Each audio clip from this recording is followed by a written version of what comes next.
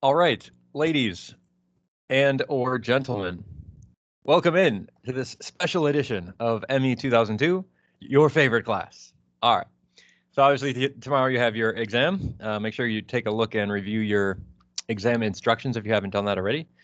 And yeah, you'll have 110 minutes to do the test, 10 minutes to turn it in, so a little less than 2 hours. And you're all going to crush it like a grape because you're here and ready to study. So the purpose of the session here now is we're going to do some of the practice problems that I sent out, maybe like one from each section, kind of give a flavor of all the things we've done so far and working our way and sort of refreshing ourselves with some of the things that we've done this quarter so far, including those dreaded double integrals. I won't have any triple integrals on the test. I think that's a little bit too exorbitant. So I've only restricted myself to possibility of double integrals on the test. So there you go. That's a little benefactor of coming to this review session. At least you know that information. All right. So without further ado, let's get into it. Okay, so hopefully you've had a chance to at least take a look at some of these practice problems. Maybe you haven't had a chance to do them all, but you've had at least some time to look at them. I do realize that after looking through this sheet that actually the very last problem here was one of the ones that was on your homework. I thought I had asked about two different axes, the X on your homework, and I thought maybe the Y on this problem statement here, but it turns out it was both about the X. So a little bit of a whoopsies on my part, but if you can do it the second time just as well as you did it the first time, then you're ready. Okay. So we'll refresh ourselves with what we did during the quarter. We did friction. So we got a bunch of problems here on friction because got a lot of different things that kind of come up with friction, like whether it's tipping or sliding. And we have some belt friction information and a couple of different types of friction problems. So that's why you see so many friction problems here, is that there's just so many different types that can occur. All right. Then we have some centroids here, calculating a centroid by direct integration. Here's two problems like that. Here's calculating the centroid of a composite object. So remember your composite objects where you're relocating your centroids based on individual centroids of the individual objects that make up the composite. Next on area moments of inertia, here we have calculation of area moment of inertia by direct integration. And here's a composite body. So kind of the two flavors you might see for area moment of inertia. And then mass moments of inertia, here we have an interesting composite body. This one usually trips people up the first time they see it. Here we have a mass moment of inertia of this sort of washer here. This kind of pendulum system. And then I was trying to give you one with direct integration, but since you already did this one in your homework, maybe it's a little bit of a fluke there. So that's the idea. So I thought maybe we just kind of pick and choose a couple of these guys and go through some of these. All right. So let's start simple, kind of stretch our legs, and maybe let's go through number one here. I'll zoom in a little bit so we can sort of see the problem statement. And I think I'll just copy the picture over to my writing pad and we'll just go to town on it. Okay. So we've got this uniform crate here. We're told sort of the dimensions of this crate, and we're told that it weighs 20 kilograms. Force 80 newtons is applied to the crate, which you can sort of see there. We're going to determine if the crate remains in equilibrium and the resulting friction force with this force applied.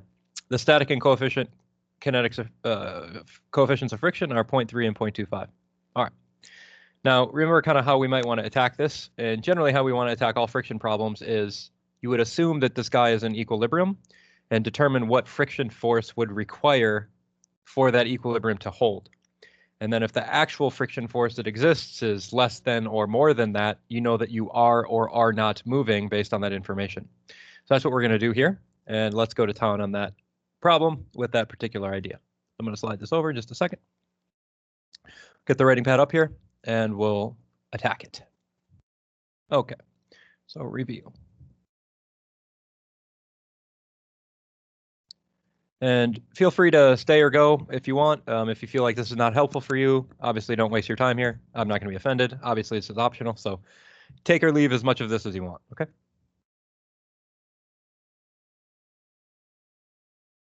Wow, big crate, rawr. Okay, where's my mouse? Why can I never get like my mouse pointer?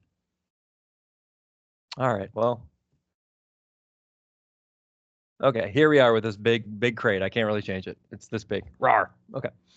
So let's go ahead and assume this guy's in equilibrium.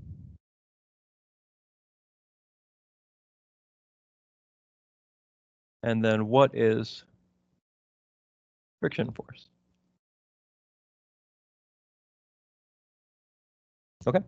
So like I said, the idea here is we're going to assume that it's in equilibrium, meaning we can use like our sum of the forces in X, some of the forces in Y, some of the moments equal to 0. Oh, I got a comment here already. Are you doing all the problems or just requested ones? I'm just going to kind of pick and choose a couple. If there's some that you really want to see, go ahead and type them in the chat, and maybe I'll be more likely to select that problem. Is there one you want to see in particular, Sam? Just let me know in the chat, okay? All right, so what is the friction force? That's kind of the question here. 5 and 11, says Sam. Okay, we'll try to get those in. Just kind of warming our legs up here, getting ourselves refamiliarized with friction. Okay, so the first thing we want to do here, assume equilibrium, and we're going to solve for what is friction force required for motion.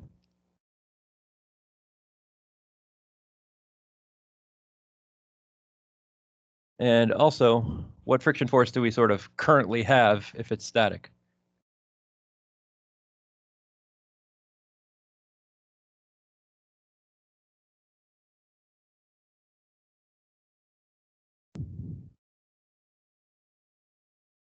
Meaning if we're in equilibrium. So let's assume equilibrium here.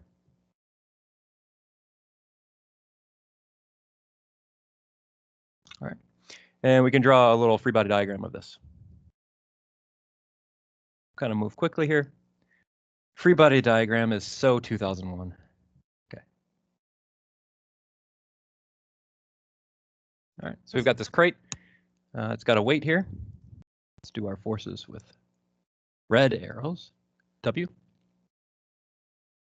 We've got our incident 80 newtons on this guy here.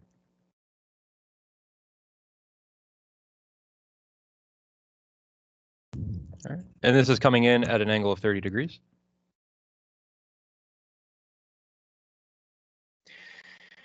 We kind of cut away the floor, so we have to consider what's going on with the floor. We're going to have obviously a normal force associated with, the crate not being able to pass through the floor.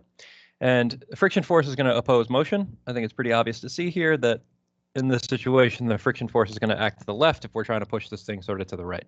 Right. So we assume equilibrium and see what happens with our frictional force here, what value we actually have. Okay. So we'll sum the forces in the y equal to 0. It's going to be a little bit easier to go this route first. All right. So in this situation, we have our weight acting downwards, so negative W, plus the normal force, we don't actually know. And we do have some contribution from our 80 Newton force, which is going to be acting downwards, multiplied by the sine of 30 degrees. 80 times sine 30 degrees. This here is going to be equal to 0, equilibrium. So I want to solve for the normal force here. It's going to be helpful for us in determining the friction force. So here, normal force, kind of isolating it on the left-hand side, is going to be the weight plus 80 newtons times sine 30 degrees. I'm told that this thing has a mass of 20 kilograms. So we'll put some numbers in here. 20 kilograms times acceleration of gravity. It's going to give me my force units for the weight, plus 80 times the sine of 30.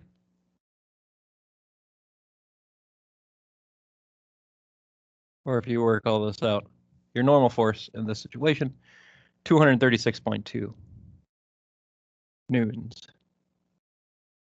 All right. N is 236.2 N. Don't get the variable confused with the unit here, I guess. All right. So I know my normal force now. Let's do some of the forces in X.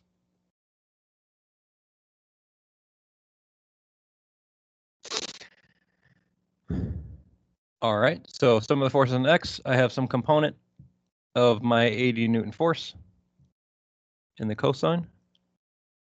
And this is sort of acting to the right, so I have a positive value here.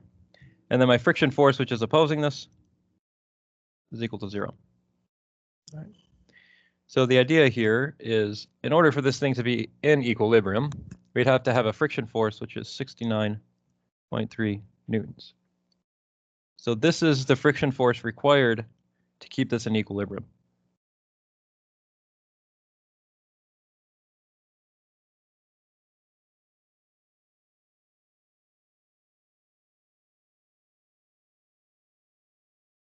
Is correct.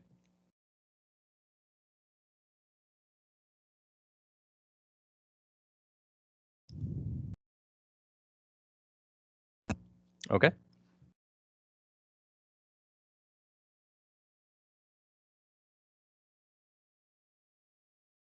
I think I might have a error in the solution. Man.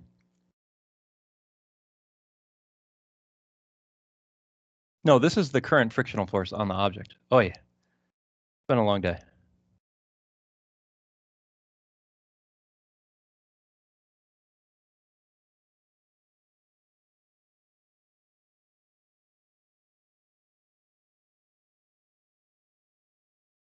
Okay.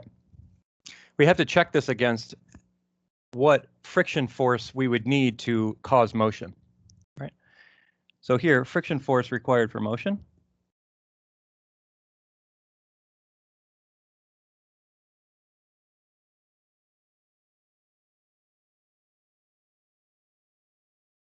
That is this Fm value that we sort of had in class. It's the maximum friction force that we can handle before we start moving, or sort of the friction force right at the moment when it does begin to move, is mu sub s times the normal force. All right. We already calculated the normal force above, and we know the static coefficient of friction. So here, this maximum friction force that we can handle before it begins to move is mu sub s, which is 0.3, times the normal force, which we calculated above, was 236.2 newtons. Okay. Working this together, the maximum friction force that this thing can handle before it begins to move would be 70.86 newtons. Okay. So this is the maximum that this guy can handle before it begins to move.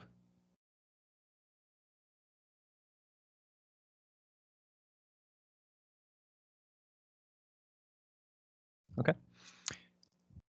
So with this force being the friction force that we currently have if this thing is in equilibrium, since that is not quite requiring the threshold for motion, which is this Fm value, this thing does not move.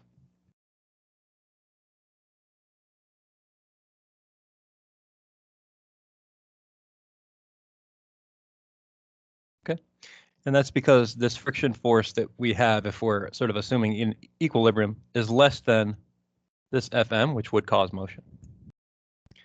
So the frictional force of equilibrium is the correct friction force. And in this particular situation, we are in equilibrium. It is not moving. And so the friction force is whatever we calculated, assuming equilibrium to be true, which is the case here, 69.3 newtons.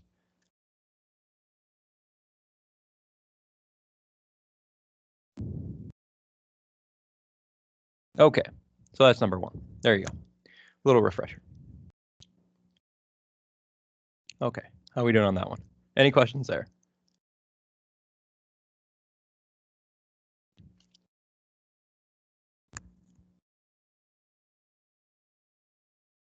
How's my voice without the mask on? Is it like overwhelming? Are my S's coming through particularly strong?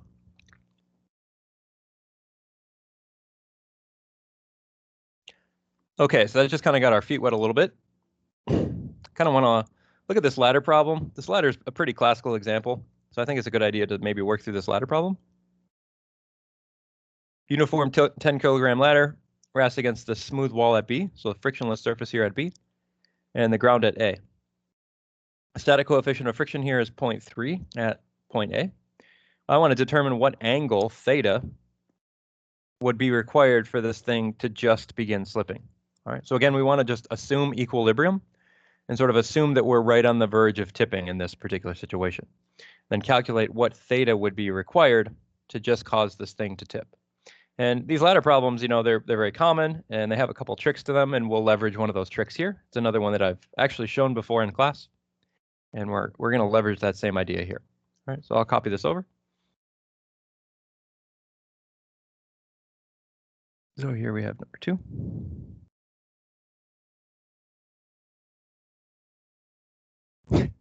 I seriously can't control like how big this thing comes in.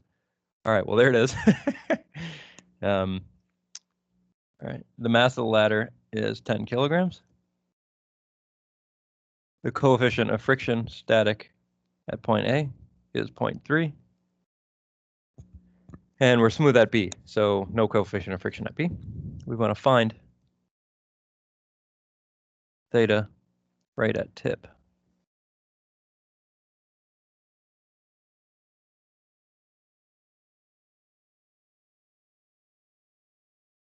Okay. So this is another kind of classic friction problem. And in this situation, what we're going to do is, again, sort of assume equilibrium to be true. And the condition where it is right about to slip means that the friction force is right at that maximum friction force that it can handle before it begins to slip. So right at slip.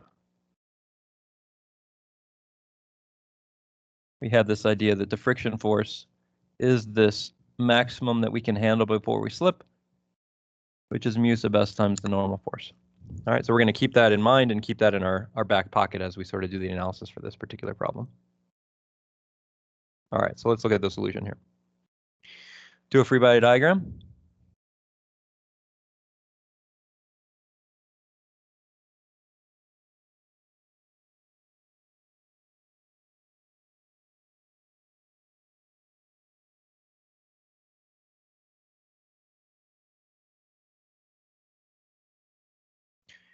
Okay, free body diagram.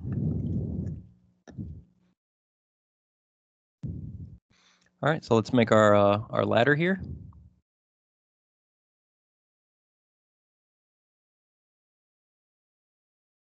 Here's our ladder. Point A down here, point B up here.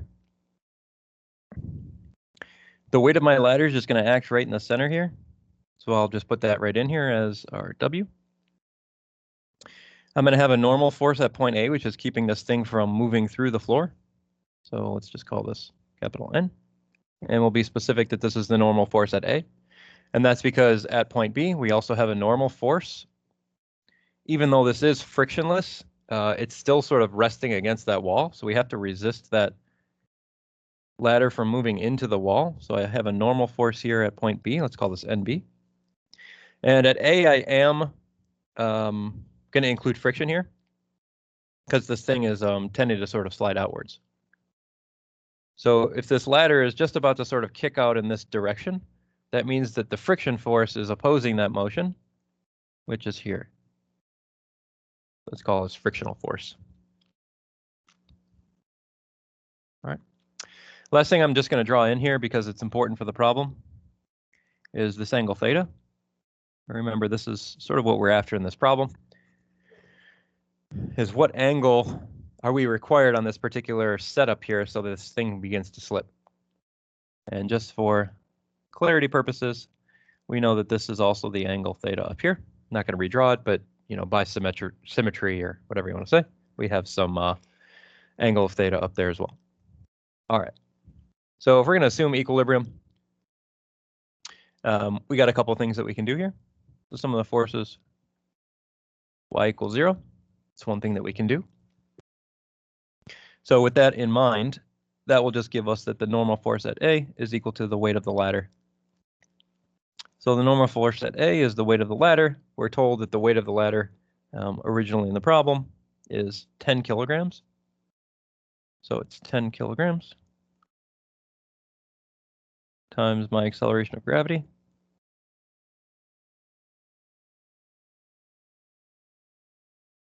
And this is going to get me the normal force at A, 98.1 degrees.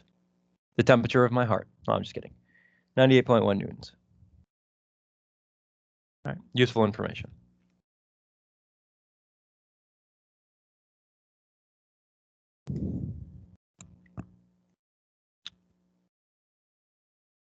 Okay. We could continue here with something like sum of the forces x is equal to 0. Maybe let's go ahead and do that. We only have two things that are really acting in the x direction. That will be the frictional force and the normal force at B. So the frictional force is going to equal to the normal force at B.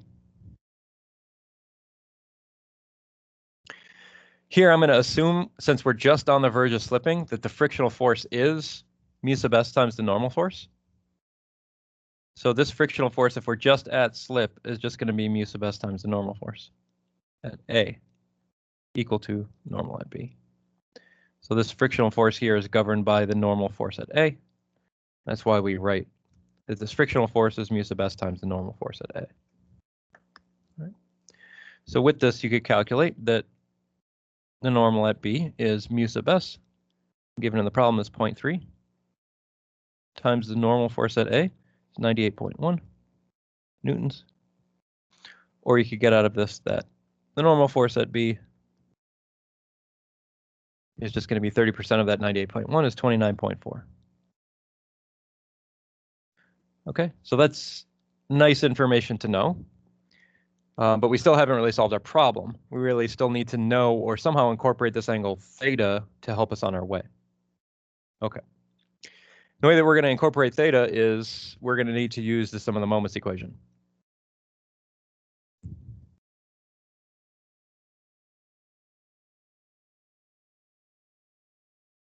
So we still need to incorporate this somehow. And through the fact that the sum of the moments equals 0. Okay. Now, this sum of the moments equals 0 is valid in like any particular point in space. So we can do some of the moments about A, we can do some of the moments about B, we can do some of the moments about the center of the ladder, so on and so forth. But our life becomes a lot easier if we make a smart selection for where we're summing our moments. And you're free to sort of pick whatever point you want, but one point that makes things really easy is if we imagine that there's a point that exists here in space, and we call this particular point, let's call it point D. Summing the moments about that particular point is actually quite nice because we have two of our forces that already run through that particular location. So the normal force at B and the weight run through this point D. So the contribution of the moment from those two particular forces is going to be 0. That ultimately would have eliminated the need for us to calculate what is the normal force at B. So we wouldn't have had to do like some of the forces in X if we could, understand this straight away, that if we select this point D appropriately, or if you just take it about B, that's also perfectly fine. So let's go ahead and do it about point D because that's just sort of the easiest way to go about this. If you did it about point A, if you did it about point B, you would also come upon the same answer. It doesn't really matter what point you sum the moments about, you should still get to the same place. But the math is going to be just a little bit more cumbersome if you do it in a different location. So here we'll do sum of the moments about point D equal to 0. All right. So if I'm at point D, I'm going to have contributions from the normal force at A and the frictional force. Okay. And I have to consider how far away this particular point D is from each one of those locations. So the moment arms are basically the terms that are going to contain your variable theta. All right, we go back up to our image, we can tell that the ladder here has a total length of 4 meters. This is 4 meters in length. That means that sort of like the half length of this ladder is 2 meters.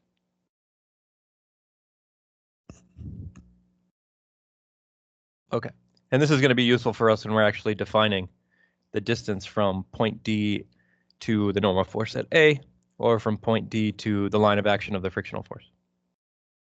All right. So if I consider the contributions to the moment,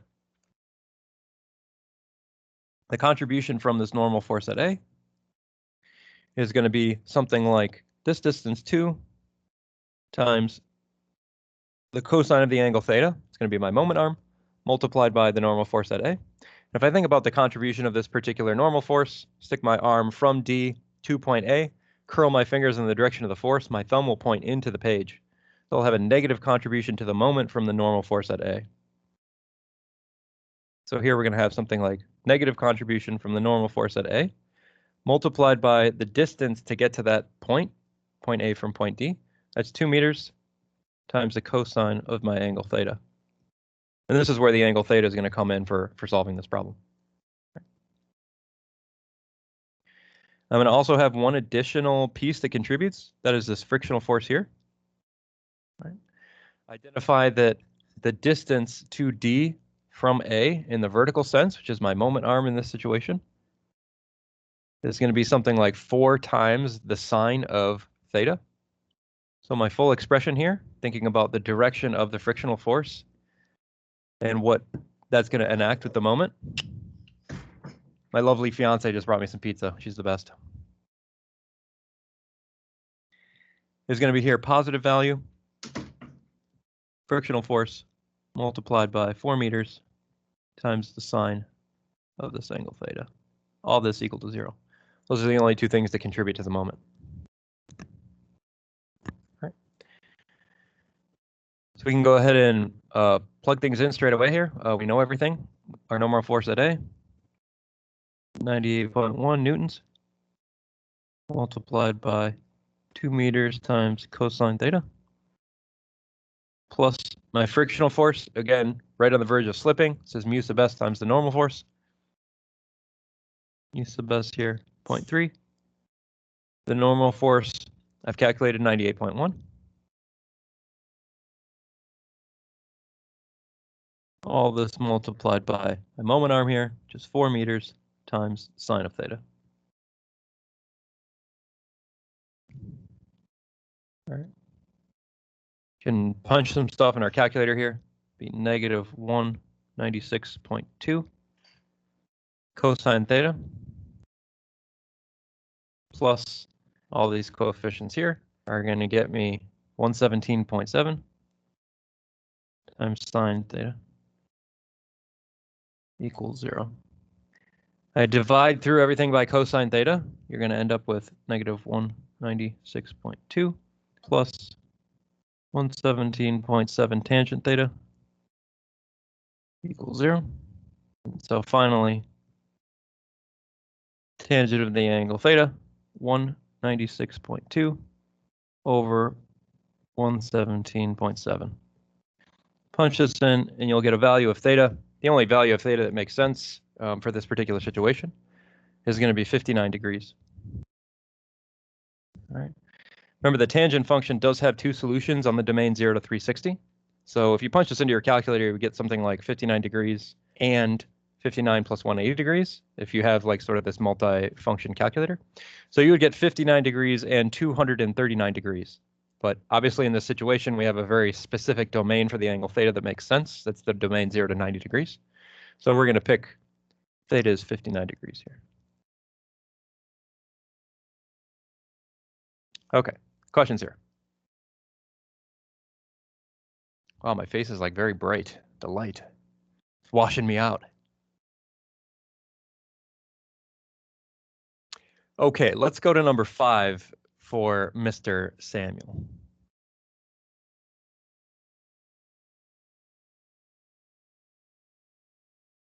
Johnny 5 is alive. I wonder how many of you have actually seen that movie, Short Circuit. I wonder. Movie's old.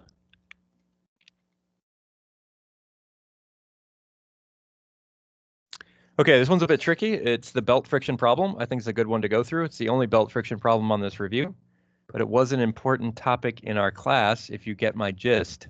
All right. So the maximum tension that can be developed in the cord is 500 newtons. So there's kind of like some limitation on how much tension we can develop in this particular rope. All right. The pulley at A is frictionless. All right, so that's nice to know that this guy doesn't really have any kind of influence. We don't have to worry about belt friction there. It's kind of nice. And the coefficient of static friction on the drum at B and C is 0.25. So here the wraparound has got a coefficient of friction 0.25, 0.25 over here. I want to determine the largest mass that can be lifted by the cord. So what is the largest mass that can be lifted by the cord? All right, a couple of interesting things to note here. We have a restriction on the rope here on this particular end. So this is probably where we're going to start. We have information on how much this guy can hold before it fails. So that's probably where we want to begin with that idea. Say that that force is 500 newtons and propagate from there. So that's bit number 1. Bit number 2 is we know that we're interested in the idea of this mass moving upwards.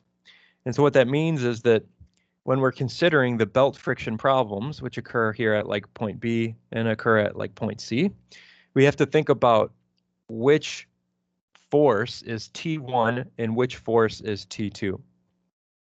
And which force is T1 and which force is T2 is governed by the direction which we're trying to move. And so in this particular situation, we know that we're kind of pulling down with the tension in this way, and this mass is moving up. And that's going to be important for us when we're sort of defining what is T1 and what is T2 in our belt friction problems when we get to these particular pieces. All right, so that's a couple of interesting things to know. We also have this angle information, which is going to be important for us when we're doing belt friction calculations, because we need to know the contact angle that exists between the rope and the drum, and this 45-degree angles are helping us to define that.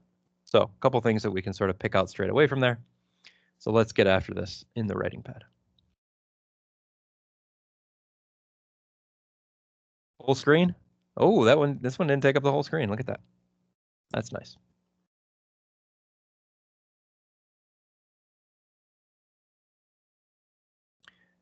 All right, so you're definitely going to want to have your belt friction equation handy for the test.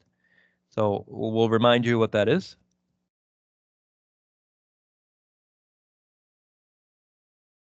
And that is that the natural log of T2 on T1 is equal to mu sub s times beta. Okay. And remember that always T2 is the greater force.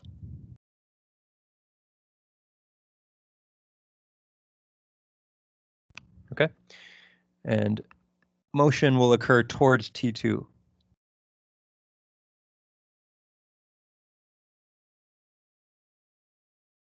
Okay. So since this is the greater of the force, motion is going to be sort of directed in that action. So like I said, when we're propagating and thinking about this guy kind of moving along in this direction, well, this guy is going to be our T2, and then the force sort of on the other side, which is here, will be our sort of T1. Okay. We also have to remember that beta must be in radians. Another big one. Rar, radians. Okay, so here are our belt friction equations. All right, now let's sort of attack the problem in the way that I said. We know information about this. The max that we could have here is 500 newtons. So we want to start our problem where we have information at hand. It's obviously going to help us. All right, so let's do that then. So drum at B.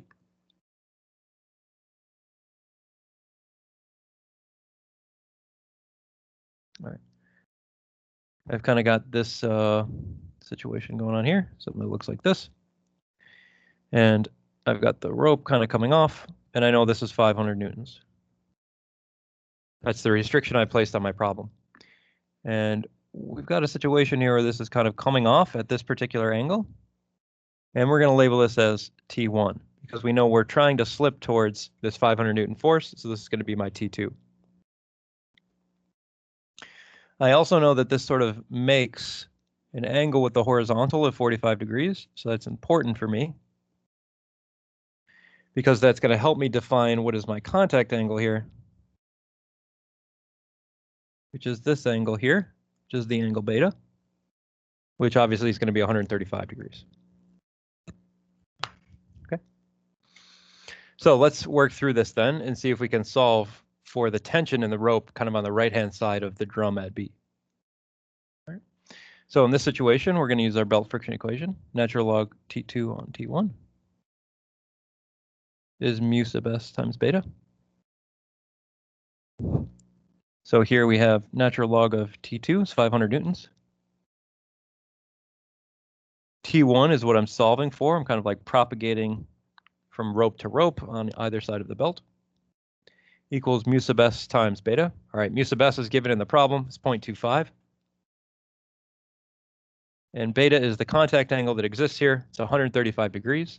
Or if you convert that into radians, it's 3 pi on 4 radians. Make sure you're using radians.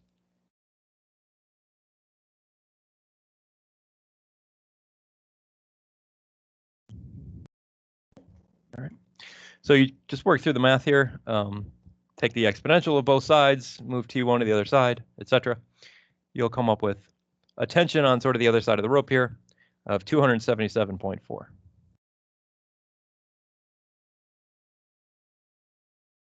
Okay, so useful information. We're not quite done yet, all right? We still got to propagate that information to the rest of the problem. So after we sort of calculated this T1 on the sort of the right-hand side of the drum at B is 277.4, I know that in this portion of the wire, the tension that I could have 277.4 newtons. Right. I'm told in the problem that pulley at A is frictionless. So everything associated with like this belt friction at this location is irrelevant. I mean, you can prove that to yourself by saying something like natural log T2 over T1 is equal to mu sub s times beta, where mu sub s is 0, only true if T2 equal T1. Right? Okay. So what that means then is the tension on this side of the rope here must be equal to the tension on this side of the rope here. So both of these tensions are the same. So I'm now going to propagate that information to what's going on at point C here, this drum at C.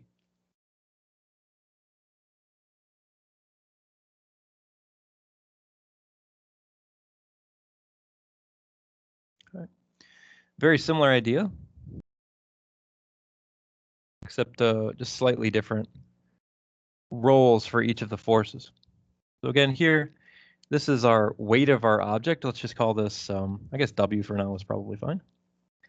Or since I'm moving towards this direction, maybe it's a little bit more appropriate for, sorry, I'm not moving in this direction. Let's be clear about that. I'm moving in this direction. Here's my T2. Again, I'm sort of lifting this mass up. So we're always pulling in the direction of T2. And I'm interested in solving for the tension in the rope over here, which would be T1. All right. Again, I know that this angle here, which is my contact angle from belt friction is beta, is 3 pi on 4. Useful. And from previous information in the problem, propagating the tension in the wire to this block at C, I know that my T2 value here is going to be what we calculated from previous 277.4 newtons. Okay. So again, I have everything to just sort of execute the belt friction equation here again. So I'm going to use that again here now on this portion of the apparatus.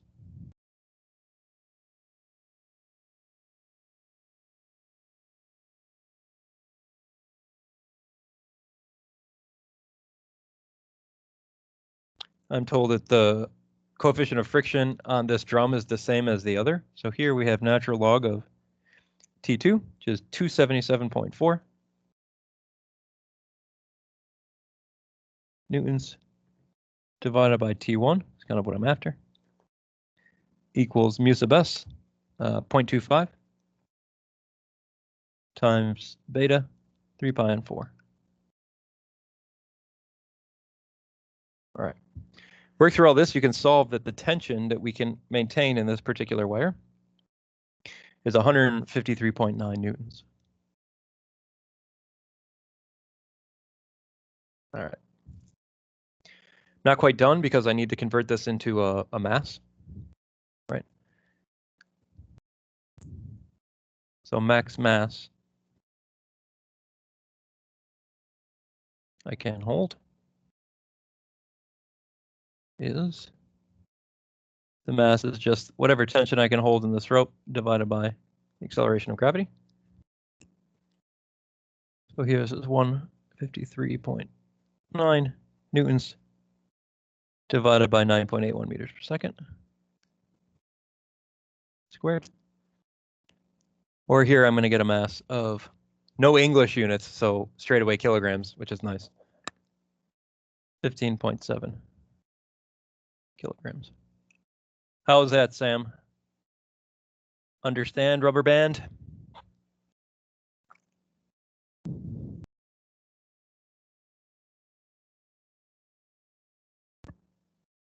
Anybody awake out there? Look at this beautiful pizza. Doesn't that look awesome? I'm delaying satisfaction until after I complete this review section. We actually bought the dough and rolled it out by hand and like made our own pizza. Yeah.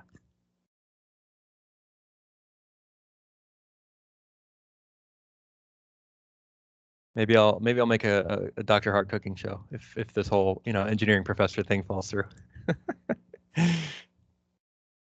Okay, let's keep on chugging.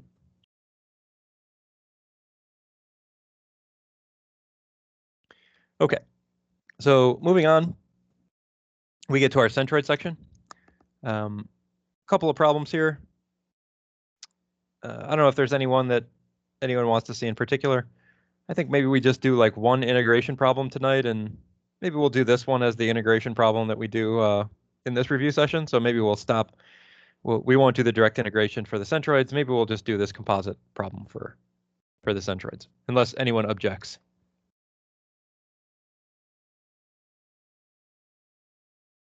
Okay, I do not have any objections.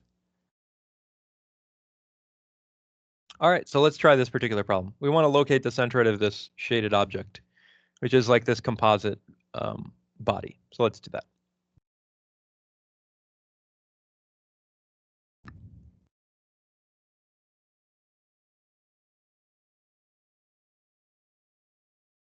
Here we're doing number 8.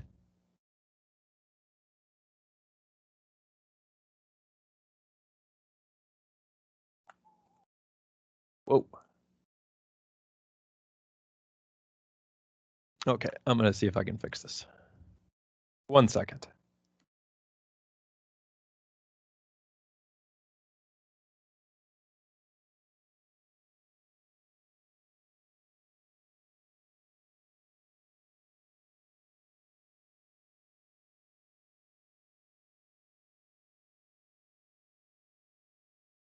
Okay, then. Oh, there we go. All right, that's a little better. Yes. A little bit more appropriate size, I guess. No, it's like too small. Oh, I quit. I give up.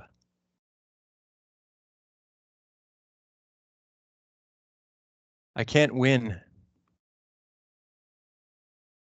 All right, here we go. We're going to work this guy. What is centroidal location? X bar, Y bar.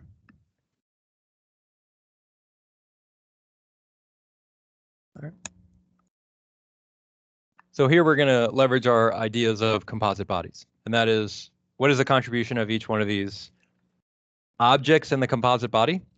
And then we're going to basically sum the contributions of each one of the individual objects to get us to a sort of a total location of each one of the centroids. All right, so we can think about splitting this body up in a couple ways.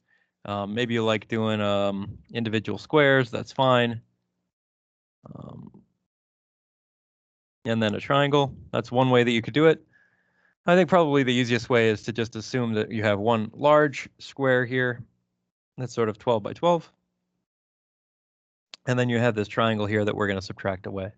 So I'll call this like large square here, object number 1. And then the triangle here, we'll call object number 2. Seems like the most logical path. All right. So remember, a more general formula for something like x bar and y bar would be something like x bar of the whole object is the summation of x tilde I, ai over summation ai. And our location of the y centroid is y tilde I ai over summation ai, where this like x tilde and y tilde, these are the centroidal locations of each eighth body, so each body that makes up the composite. And then obviously the AIs are the individual areas of the objects. All right. So looks like I have a comment here. No comment. Ah, I got a message from somebody else. All right. Let's look at each of these objects and sort of define items associated with this. So for object number 1, I want to think about where the centroid of this particular object is relative to my given XY coordinate system? Well, object number 1 is just this large square here. And the centroid of this very large square is right in the middle. So object number 1 here, this is pretty easy. X tilde 1 is 0. I didn't have to move anywhere to get to the centroid from the origin. Right. Also, y tilde 1, also 0. I didn't have to move anywhere for the centroid of object 1 to get to sort of the origin of my coordinate system. So that's nice.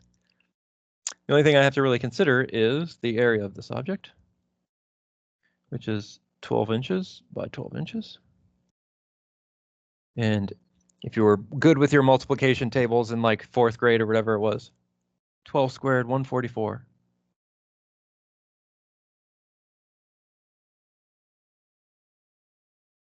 All right.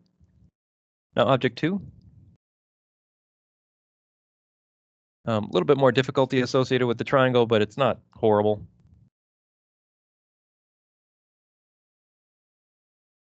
So object 2, I got to think about where the centroid is going to be on this particular guy. And I know for triangles that they're located 1/3 of the distance away from the edge. So for instance, if this is 6 inches and this is 6 inches, then my centroid is located, let's say, right about here. And it would be 1/3 of the distance of that 6 inches away from that top and the bottom edge. So if I were to think about where that's actually located, this distance here is 2 inches. And this distance here, also 2 inches from the edge. Right. So if I'm thinking about locating the centroid of that particular triangle, I sort of have to go left from the origin 4 inches, and I have to go up from the origin in y 4 inches. So if I want to locate the centroid of that object, my x tilde is going to be sort of -4, so 4 to the left. And my y tilde, why did I write 1? This is object 2. Y tilde object 2, I had to go up 4 to get there. Important to sort of retain these negative signs while we go through this process. I need my area of my triangle. Here's 1/2 base height. So this particular triangle is a right triangle where each leg of the right triangle is 6 inches. So this is obviously 1/2 base 6 inches times height 6 inches, or this is half of 36, which is 18 square inches. Okay. All right, so I have all the information I need now for all of the objects in my composite body to calculate the centroid of the composite object. So I'm going to enact these equations now.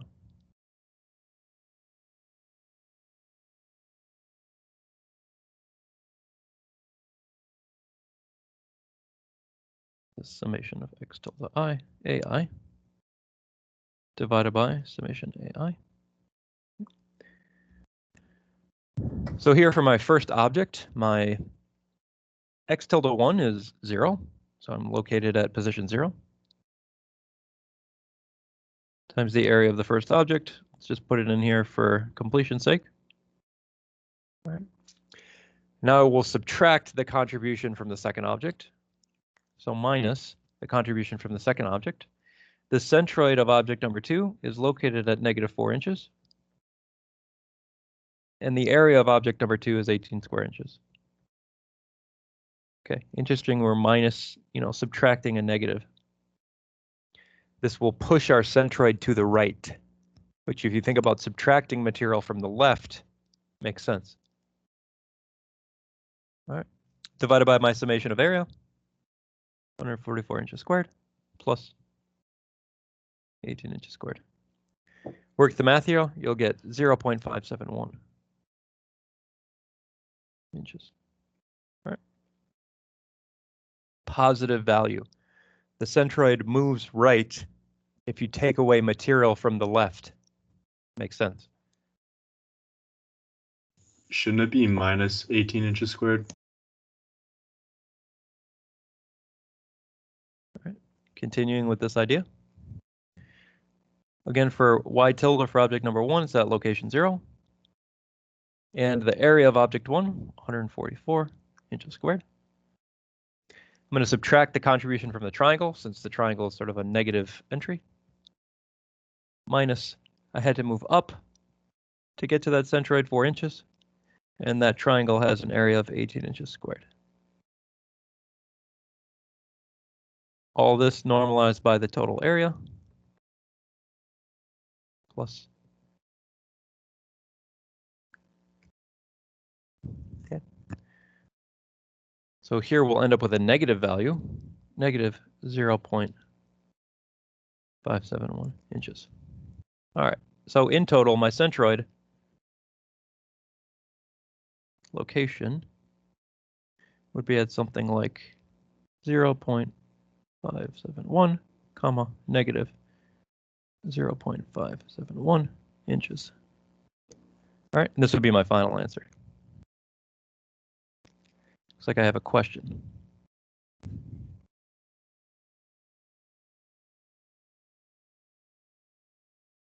So the area of the triangle, the question here is, shouldn't it be negative 18 inches squared? Depends on how you want to do the problem. If you want to consider the area of the triangle there to be a negative area, then you need to add its contribution in the summation, okay?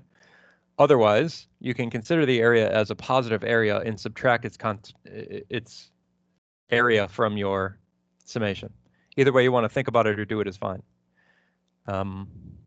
Both methods are going to give you the same answer, but you have to either think about the negative area being added, which is kind of, I think, what you're doing there, Caleb, or thinking of the positive area of the triangle being subtracted. Don't do a subtract negative or a plus positive. Otherwise, you're going to be in trouble. All right. So the question then is, does this really make sense physically when you think about it?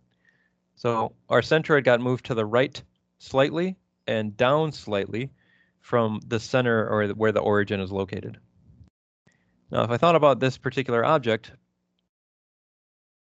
here, if it didn't have this bite of the triangle out of it, obviously its centroid would be right at the center there at the origin here. But what we've shown with our math is that by taking out the triangle, our centroid moves to the right and down. So our centroid moves to the right and down. So our centroid is going to end up maybe somewhere like right around here, if I had to guess. Okay, so this is where the actual centroid would be located, that point. And if you thought physically about this particular plate and thought about trying to balance that plate on your finger so that it doesn't fall in any direction, it's kind of like the idea of a centroid, it's where the center of mass is. If you remove material from here, you're going to shift where the centroid is located away from the center of that plate, away from where you have removed that material. So the center of gravity moves to that particular location, and that's where you would want to sort of stick your finger if you're trying to sort of like balance this thing on your finger, right? That's the idea. It's moving down into to the right. So our math checks out with what we would expect physically, which is nice. Okay. Let's continue. Let's go to our area moment of inertia section. And maybe we'll actually do one of these double integrals. So let's maybe work through number 9. So here, number 9, we want to know the area moment of inertia of this shaded area about the x-axis and about the y-axis using direct integration. Maybe let's just do one of these. You can either pick the x-axis or the y-axis. I guess it doesn't really matter all that much to me. Maybe we'll just do the x-axis because that comes first in the alphabet. All right. So let's calculate what the area moment of inertia of this guy is about the x-axis. If you want to see the solution for the y-axis, you're free to do that as well. Okay, so let's pull this guy in and we'll calculate the area moment inertia about the x-axis. So here, this is number 9.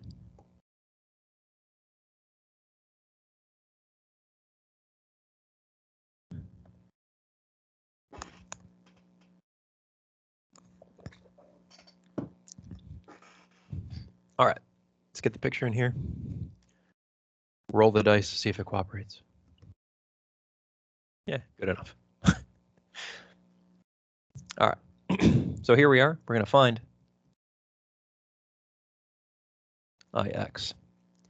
You're also asked to find Iy in the problem. We'll just do Ix here. The area moment of inertia about the x-axis.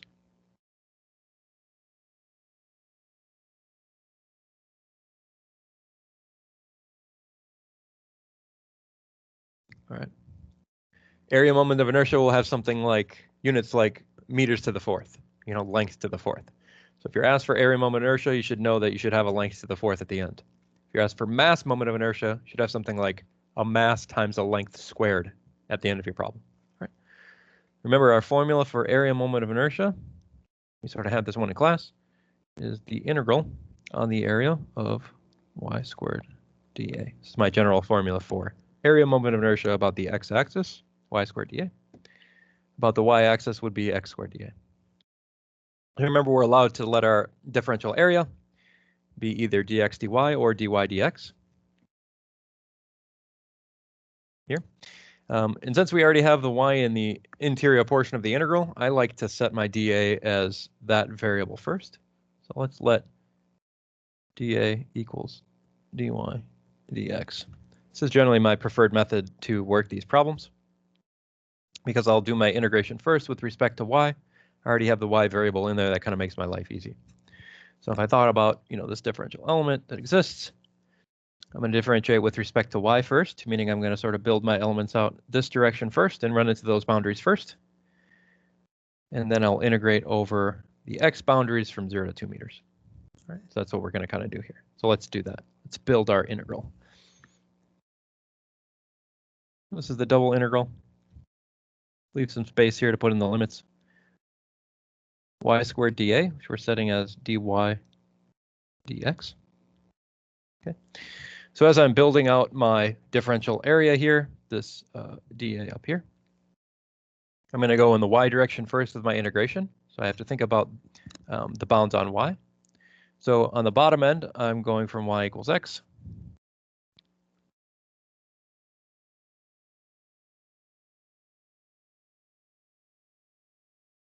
to my top portion of the integral, which is going to be y equals square root 2x. Okay. Then x, I'm going to integrate from 0 to 2 meters. So after I build those vertical elements, then I can sort of add all those vertical elements along the domain 0 to 2 meters.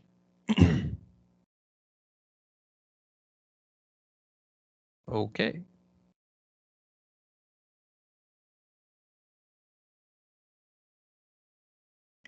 So let's do this. Here's this y cubed on 3 from, x to root 2x dx. Expand this a little bit. Here, the integral from 0 to 2 meters of what will be, I guess it's going to be 2x to the 3/2 power on 3 minus x cubed on 3 dx.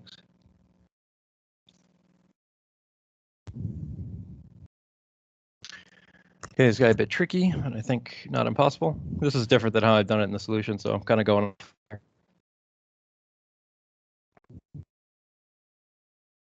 All right, so this will end up being, let's do this, 2 to the 3/2 on 3. And for this first integral here, 0 to 2 meters of x to the 3/2. This is going to be x to the 5/2 on 5/2, so 2x on 5. There you go. Minus x to the 4th on 12. This is after integration has been performed. So that's this guy.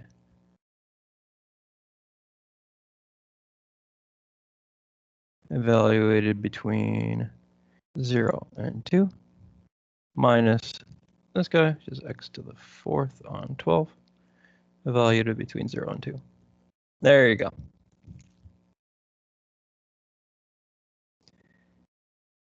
Right. A bit of math here, but not impossible. This would be 2 to the 3 halves times 2 to the 5 halves on 15 minus 2 to the 4th on 12. Working your way through 0.8 meters to the 4th. I believe. Should be.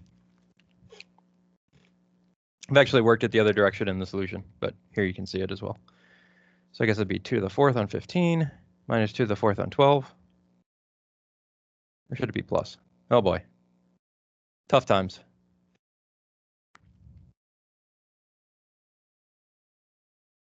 Yeah, there might be some error here. I'm sorry, guys.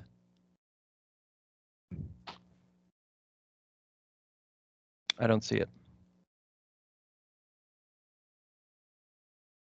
I need a 2 here.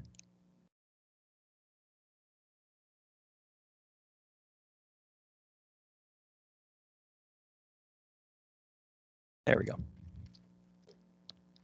All right, 2 to the 5th on 15 minus 2 to the 4th on 12. That sounds more accurate. I think that'll get you the right answer. Okay, so either way, area moment of inertia about x, 0.8 meters to the 4th.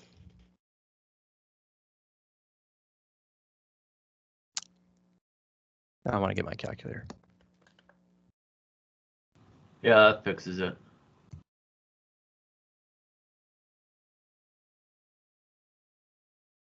Yeah, that's correct.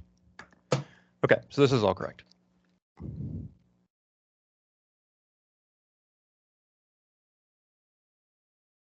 Okay, you could do a similar thing to calculate the area moment inertia about y. I'll just set it up here. I won't execute. But the general idea is integral in the area of x squared dA. So let's just set this up and go through the bounds. Just so you see what it's like from the other direction. Let's set our bounds dx dy. So if we want to expand our element here now along x first, instead of along y, then we're going to build this way. And we'll want to write x in terms of y. So this equation here, if we want x in terms of y, will be something like x is equal to y squared on 2. And obviously this is already x in terms of y. All right. So the bounds on our integration here are going to be something like, if we're integrating on x first, something like x equals y squared on 2 to x equals y, setting up our bounds for this particular integral. Then after we sort of built out our element horizontally, as you sort of see here, we're going to take those horizontally built elements and add them up over this particular range. So after we've built those horizontal blocks, then we're going to add them up over y equals 0 to y equals 2 meters. So this would be your full setup for this particular double integral.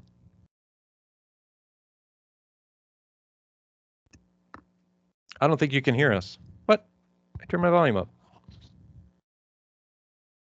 Okay, try again. Hello?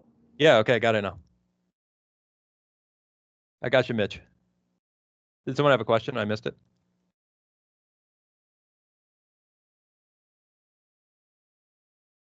Okay, sorry if I missed your question.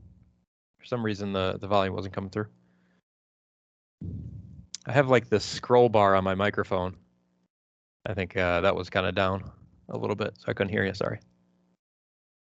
So this would be your setup for the integration for the double integral to calculate area moment inertia about the y-axis. Okay, let's move on.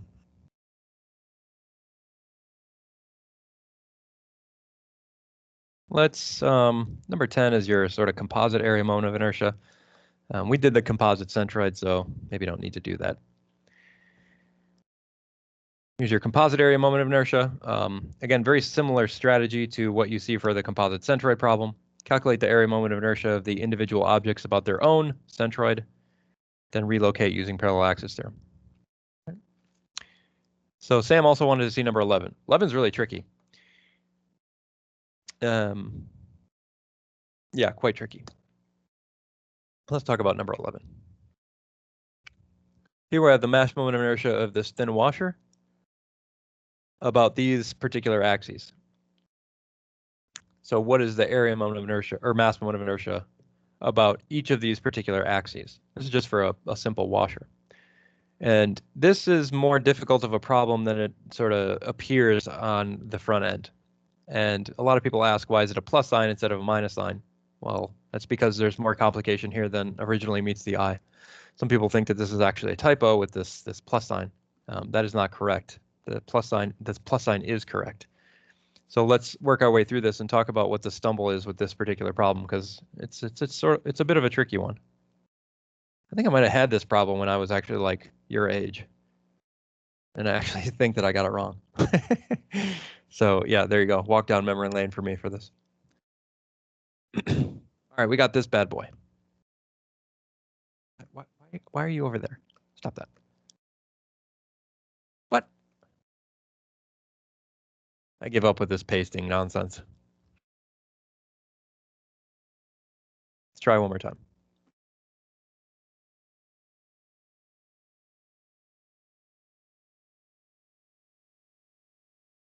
Come on, baby.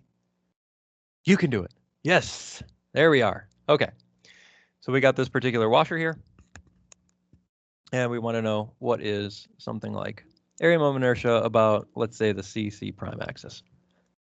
All right. Now, the CC prime axis is kind of right through the middle of the washer there, so it kind of makes our life easy when it comes to relocating the mass moment of inertia of each one of the individual composite objects about the center. So let's dive into this a little bit. All right. So this is a composite mass moment of inertia problem.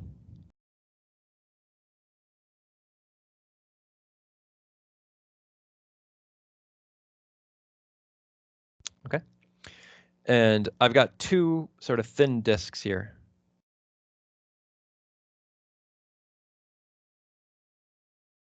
Okay. So if I were to consider each of these individual objects, I could sort of look up in a table, and you can kind of get this from your mass moment of inertia chart. Let's see if I can get it here quickly.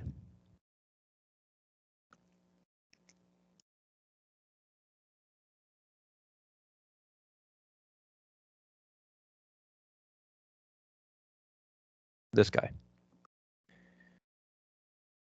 So if I'm looking at this chart here, I'm considering what's the mass moment of inertia about a thin disk as a whole object. The mass moment of inertia of this thin disk about the x-axis here is 1/2 mr squared. Now, you have to be very mindful that the mass here is the mass of that particular disk. All right, so keep that in mind as we kind of move through here. So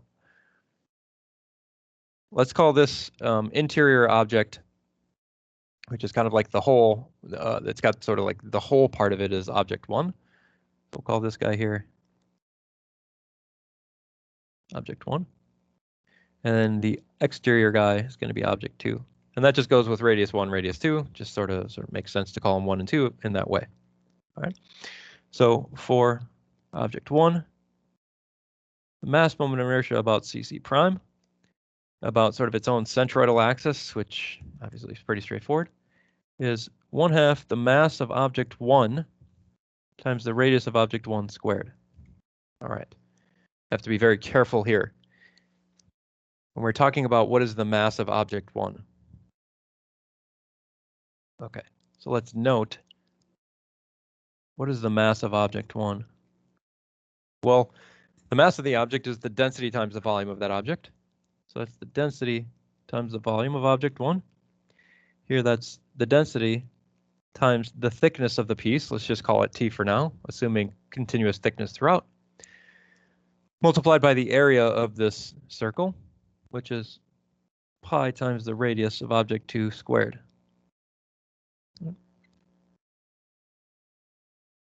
Right. So if we simplified this, this would just be pi rho t r2 squared. All right, so that's pretty. Why am I saying R2? We're working on object number 1. This is R1. Sorry about that.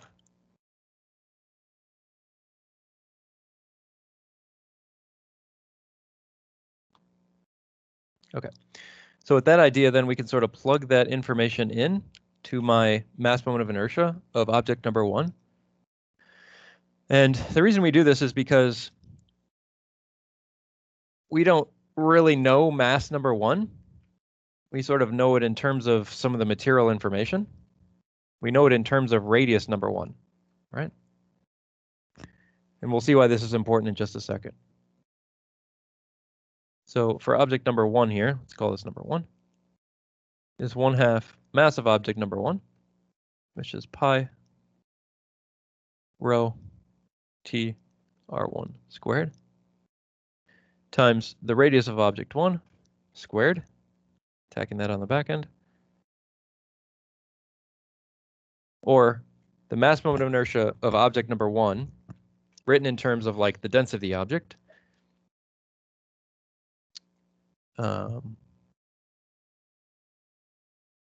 yeah, is pi rho t r1 to the 4th on 2. Okay, so that's for object number 1. It's like the hollow piece. Right. Cool, so we'll come back to this in just a sec. Maybe I'll label it as star. We'll come back to this. Okay, so now for object 2, we're going to follow a very similar procedure. And we know here that the mass moment of inertia about CC prime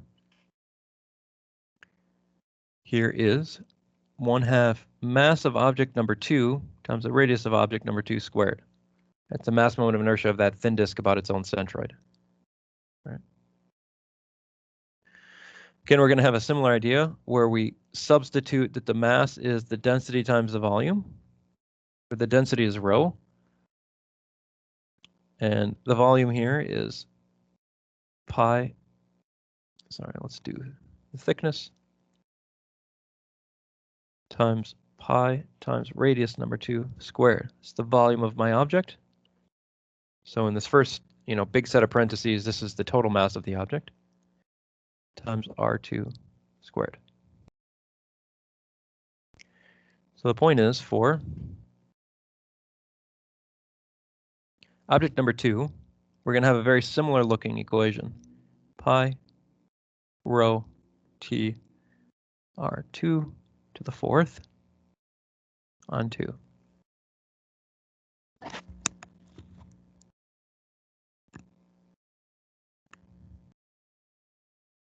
Okay. Why did I choose to write it this way, or why did I sort of like go out of my way to do this?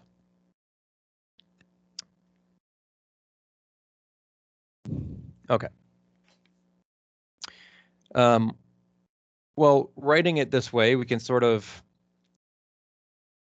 get ourselves to a position that's a little bit sort of nicer, all right? And the idea here is that we ultimately want to write the mass moment of inertia of this piece in terms of its total mass, okay? So let's be clear about that.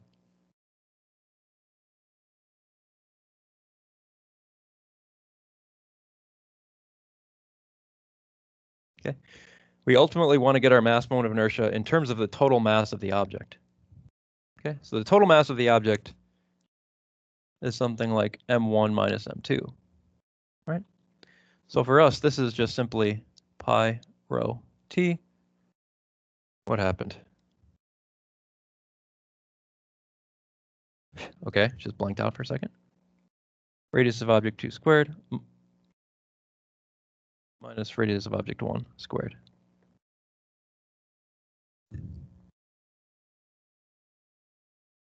Okay. This will be useful in just a moment. Okay. So let's look at the total mass moment of inertia.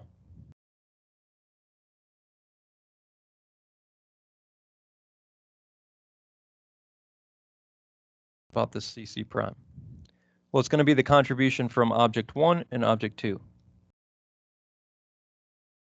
So the bigger object is your positive contribution, because it's like this whole solid disk, minus the contribution that you get from object number 1.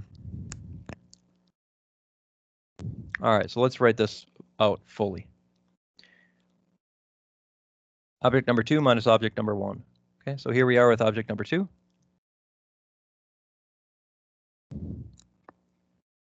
Pi rho t r 2 to the 4th on 2 minus here pi rho t r 1 to the 4th on 2. All right. I can simplify this down by actually pulling out some of the information here, specifically pi rho t on 2 times this r2 to the 4th minus r1 to the 4th. Okay.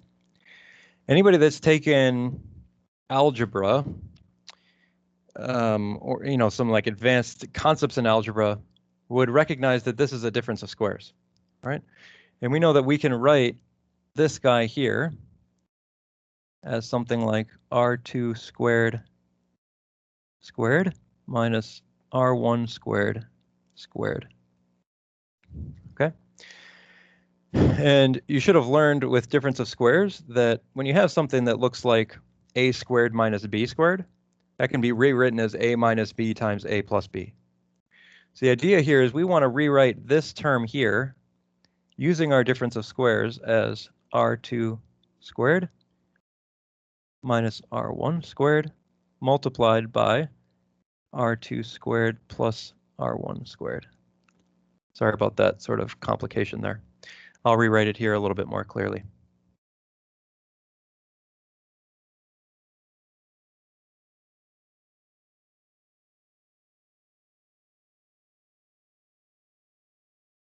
Here now I'm enacting my difference of squares. So this will be r2 squared minus r1 squared times r2 squared plus r1 squared. All right. Now we want to identify in this particular equation, what is the mass? So if we remember all the way up here, the total mass of the object looks something like pi rho t r2 squared minus r1 squared. Here, pi rho t r2 squared minus r1 squared. This is the mass of the object. So this here is the total mass of the object M. What we're left over with is M on 2 r2 squared plus r1 squared. So very strange that we have addition here for these two particular terms of the radii.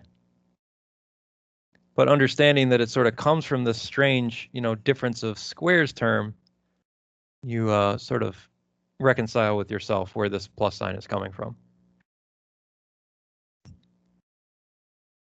How do we do there? That makes sense, Sam? A little bit of a long explanation, but the math will just set you free, I guess.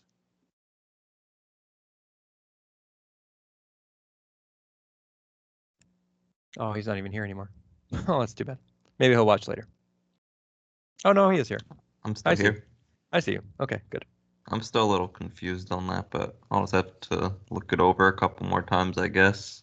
Okay. There's a lot going on. Yeah, I'll post the recording and you can sort of take a look. But the idea is you want to figure out what the mass moment of inertia is of object number 1, mass moment of inertia of object number 2.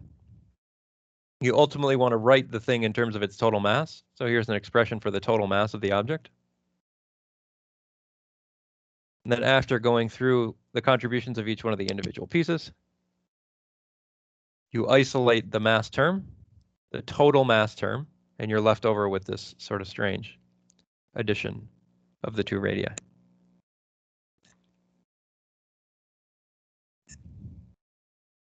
Okay.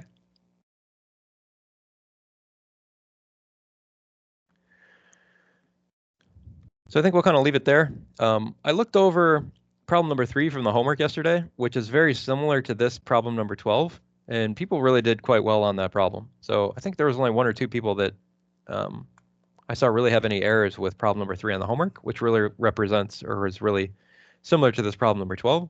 So I don't know if that's particularly useful to do. And this number 13 is exactly the same as number 4 or number 2 on the homework. So I think we'll call it quits here. I'll hang on the line for just a second if anyone has any last minute questions. Otherwise, I'll say thanks for coming, and I'll post this to YouTube as soon as Teams sort of finishes rendering the video. And thank you for coming. I'll see you tomorrow. I'll be in there a little bit early. Get all your stuff prepared. I just had one quick clarifying question. Yep, question. You said that you said that there wouldn't be any direct integration for mass moments of inertia, correct? I said no triple integrals on the test. Okay. Okay.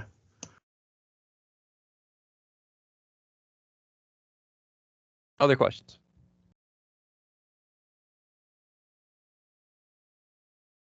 Okay. Well, I'm going to stop the recording. Once it renders, I'll post it.